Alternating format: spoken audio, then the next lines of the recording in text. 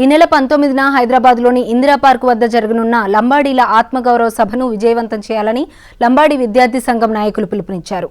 లంబాడీలను ST జాబితా నుంచి తొలగించేందుకు జరుగుతున్న కుట్రలను తిప్పికొట్టడమే ఈ సభ ముఖ్య ఉద్దేశమని వారు పేర్కొన్నారు. ఉస్మానియా యూనివర్సిటీ ఆర్ట్స్ కాలేజ్ ప్రాంగణంలో సభకు సంబంధించిన గోడ పత్రికను ఆవిష్కరించిన అనంతరం లంబాడీ జాతికి చెందిన పెద్దలు, మేధావులు, ఉద్యోగ, విద్యార్థి సంఘాల నాయకులందరూ ఈ సభకు భారీగా హాజరై తమ ఐక్యతను చాటుకోవాలని విద్యార్థి నేతలు కోరారు.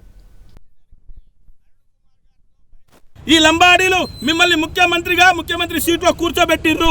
కానీ ఈరోజు లంబాడీలు తెలంగాణ రాష్ట్రంలో లంబాడీలకు చాలా రకాలైన అన్యాయాలు జరుగుతున్నాయి. నేను ఒకటే మా తమ్ముళ్లకు, అన్నలకు, మా యొక్క జాతి మేధావులకు, విద్యార్థి నాయకులకు, మా గిరిజన ఉద్యోగ సంఘాలకు అందరూ రిక్వెస్ట్ చేస్తూ ఉన్నాం. చలో హైదరాబాద్ కార్యక్రమాన్ని పెట్టుకున్నాం. ఈ నెల 19వ తేదీ నాడు ఇందిరా పార్కులో ఈరోజు లంబాడీలు అంతా కూడా లంబాడీల ఆత్మగౌరవం కొరకు లంబాడీ బిడ్డలంతా కూడా ఇంటింటికి ఒకరు కదిలి ఈరోజు ఇందిరా పార్క్ చేరుకోవాలని చెప్పేసి రిక్వెస్ట్ చేస్తూ ఉన్నాం. 9వ తారీఖు నాడు ఆత్మగౌరవ సభ, లంబాడీల ఆత్మగౌరవ సభ హైదరాబాద్లో జరపబోతున్నాం.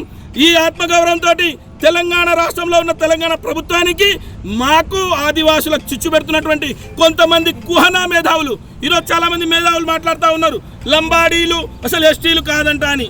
ఈ కుహనా మేధావులకు మేము అడుగుతా ఉన్నాం, మీరు ఎక్కడ చెప్తే అక్కడ ఓపెన్ డిబేట్కి మేము సిద్ధం ఉన్నాం. ఉస్మానియా యూనివర్సిటీ విద్యార్థి నాయకులుగా, మేము ఇక్కడ చదువుకున్నటువంటి మేధావులుగా, మా కులంలో, మా లంబాడి సమాజంలో ఉన్నటువంటి మేధావులు ఎక్కడికైనా వస్తారు, ఎక్కడికైనా ఓపెన్ డిబేట్ చేయడానికి మేము సిద్ధంగా ఉన్నాం. మీరు కూడా సిద్ధంగా ఉండాలి. ఎవరైతే తెల్లం వెంకట్రావు వస్తారా, సోయం బాపురావు వస్తారా, ఎవరు వస్తారో రండి.